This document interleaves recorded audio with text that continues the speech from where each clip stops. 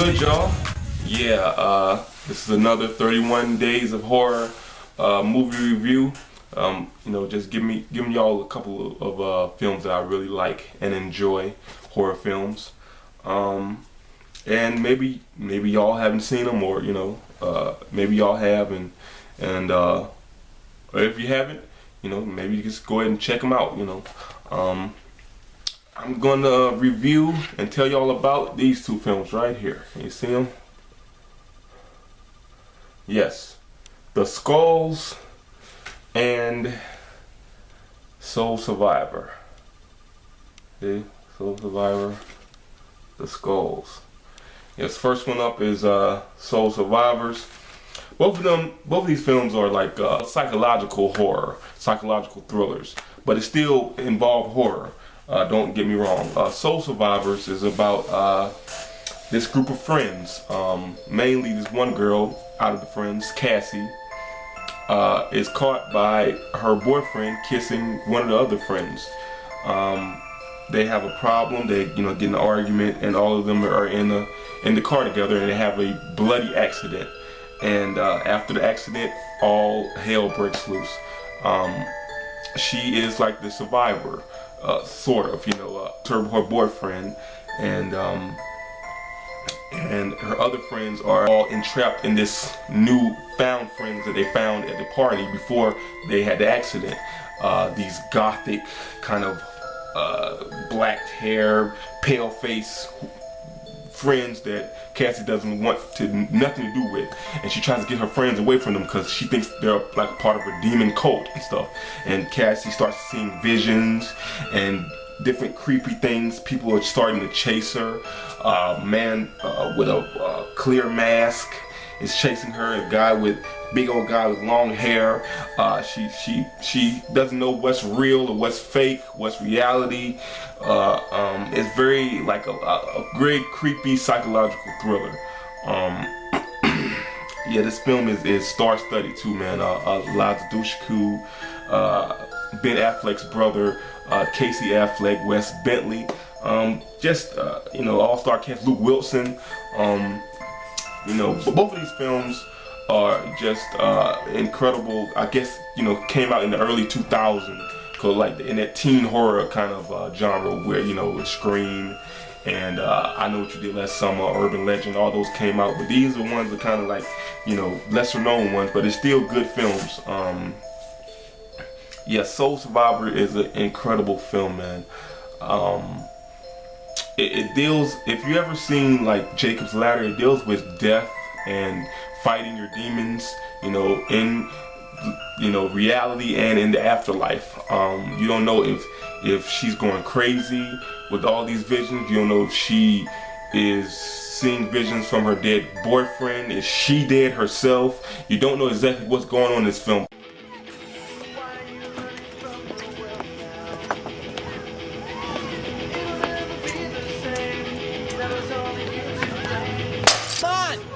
Kathy, the party just started. Are you gonna give me a ride home or not? Friends don't drive drunk friends home. Fine, I'll walk.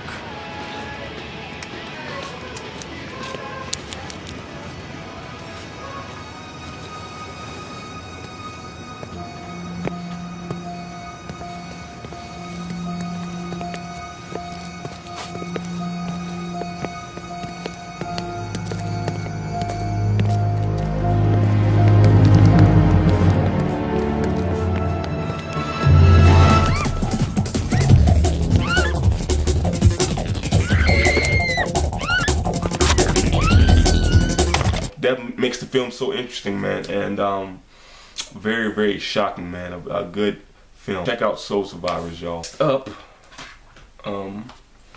is The Skulls, man. Yes, incredible film right here, man. This film, yes, is very underrated. I say right now, man, The Skull is so underrated. It's such a good psychological thriller, man. Starring Joshua Jackson and Paul Walker. Another, you know, studded cast. You know, same way as Soul Survivors. You know, kind of in that era of, you know, Scream and I Know What You Did Last Summer, all those films. But it's really different though. This film is about Joshua Jackson's character.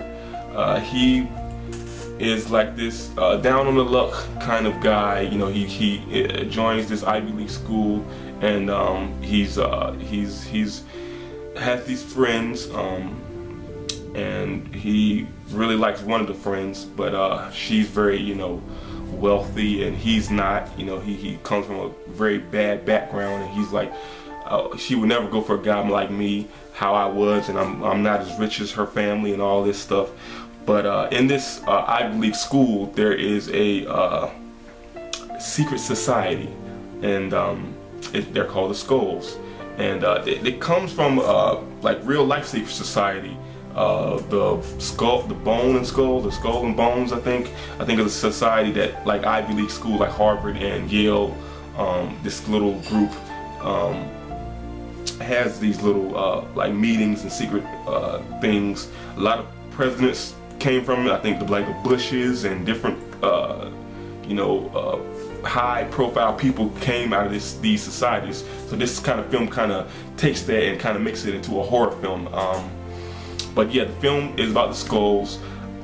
He is obsessed with being a part of this. He thinks that if he becomes one of the Skulls, his life will change. He can get his girl. He have money. He doesn't have to worry about anything. And in the beginning, it does, man. He gets tapped. They call that being, you know, being chosen, being tapped. And he becomes part of this, you know, initiation group with Paul Walker. Paul Walker is his soulmate. Paul Walker is the totally opposite of him, man. His father's already a part of this group, man, and he has a rich family, and everything is you know, it's already, you know, laid out for him, man. He didn't have to work for hardly nothing in his life. Joshua Jackson character did, but they become soulmates, you know, part of the Skulls, man. Their Cree is where they first, you know, to be a Skull, you have to, you know, go into this little room, and it's a creepy room with all these people looking at them.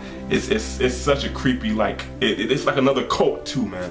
Almost like Illuminati and Masons, you know, that group of like, what the hell is going on, man? You don't want to be a part of this society, no matter what, man.